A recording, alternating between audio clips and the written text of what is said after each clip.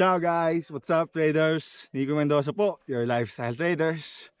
As a trader, as a forex trader, ano yung mga bagay na dapat hindi mo ginagawa? Number one. Uy! Oh!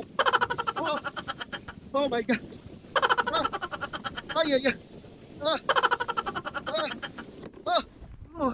Ginagawa mo. FOMO or fear of missing out. Ito yung mga trades na pag yung trader nakita niya yung market, biglang laki ng move. Ang gagawin mo, hahabol ka.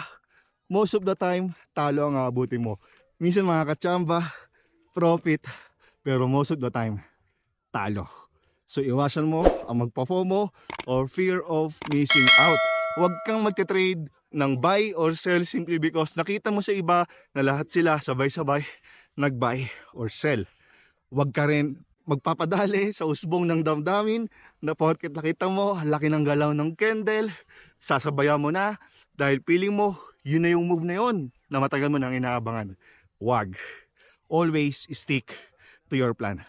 Number 2. Teka lang, hinga lang ako. Part 2, yung number 2. Ciao.